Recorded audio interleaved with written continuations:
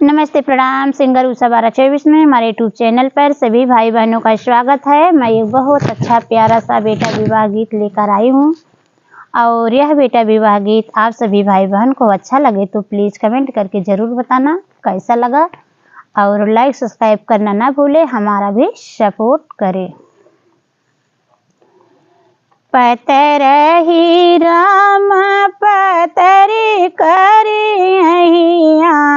रे पतरही राम पतरी करी अरे खड़े हैं बनिया दुकान रे ललनमा, अरे खड़ा भाई बनिया दुकान रे ललनमा।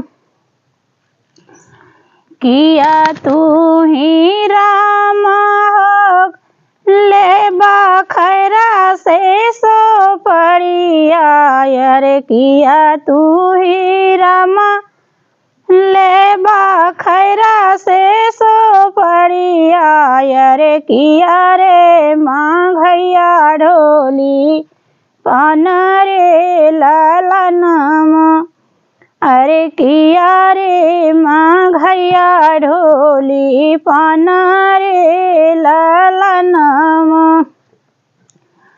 नहीं हम लेबै बनिया खैरा से सो पड़िया, अरे नहीं हम लेबै बनिया खैरा से सो पड़िया, अरे नाही मांगैया ढोली पान रे ललनमा, अरे नाही मांगैया ढोली पान रे ललनमा।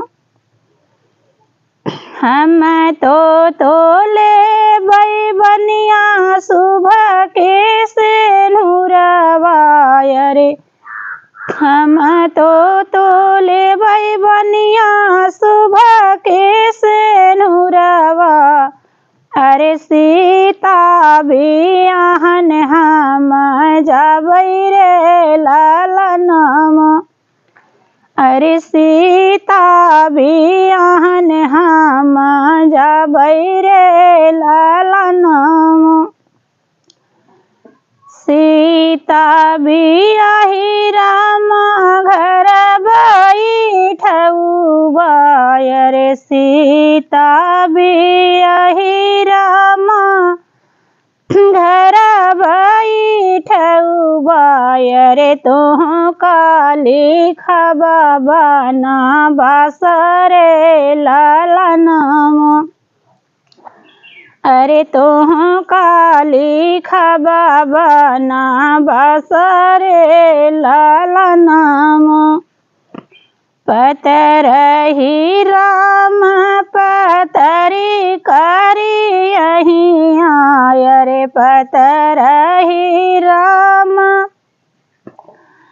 पतरी करी अरे खड़े हैं बनिया दुकान रे ललनमा, अरे खड़ा भाई बनिया दुकान रे ललनमा, अरे खड़ा भाई बनिया दुकान रे